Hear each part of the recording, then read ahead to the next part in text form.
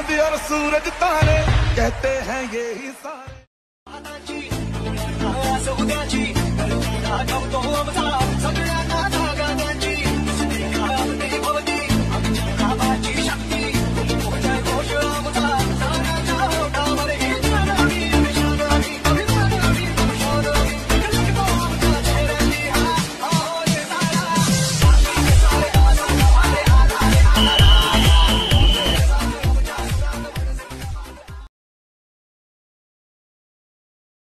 गटार योजना असा 250 कोटीचा आमचा प्रस्ताव पाथरी नगरपालिकाचा प्रलंबित आहे। सर तुम्हाला विनंती करतो, साईबाबाचा आशीर्वाद नक्की तुम्हाला लागणार आहे। ह्याच्या पुढे बी महाराष्ट्राचे मुख्यमंत्री तुम्हीच राहणार आहे, जे पद्धतीत तुम्ही काम करत आहे।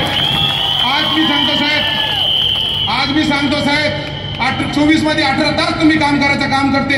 मी एकच तुम्हाला विनंती करणार आहे की एकनाथ शिंदे साहेबाचे मागं ताकदीने तुम्ही उभा राहा, माधव जानकर साहेबाला विजय करा। इतका बोलतो। जय हिंद, जय महाराष्ट्र। परभणी जिल्ह्यामध्ये देखील समृद्धी येते। जालना नांदेड एक्सप्रेस वे आपण करतोय, त्याचं भूसंपादनाचं काम सुरू आहे।